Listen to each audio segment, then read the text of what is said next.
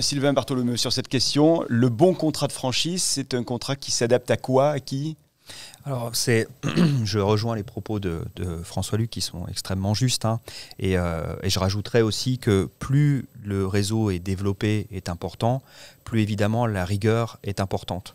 Si vous jouez de la musique avec 2 musiciens, on arrive à se coordonner. Mais quand vous êtes 200 musiciens, malheureusement, il faut un peu plus de rigueur. C'est souvent chez les franchisés, parfois, un sujet qui peut les préoccuper parce qu'au départ, quand on rentre dans un réseau, il y a un peu de liberté.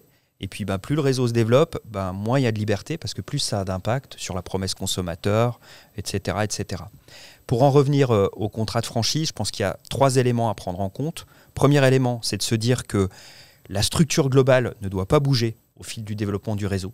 Sinon, on va rentrer dans une logique d'avenant. Et puis François-Luc sait ce que c'est que la logique d'avenant, ou la logique d'aller revoir des franchisés pour leur dire finalement il faut re-signer un nouveau contrat.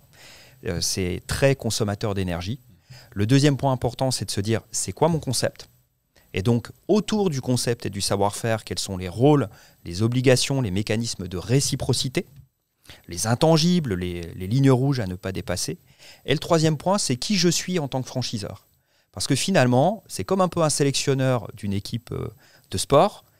On ne va pas manager de la même manière. Et donc, les droits, les devoirs, les mécanismes de réciprocité ne vont pas être les mêmes.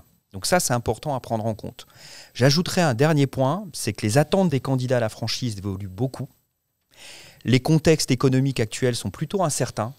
Donc il faut savoir mettre la bonne souplesse au bon endroit et travailler le participatif et l'intelligence collective parce que quand les modèles changent, parfois ça a des impacts sur le contrat, sur les flux économiques et financiers. Et donc c'est là où l'intelligence collective est extrêmement importante dans la vie du réseau.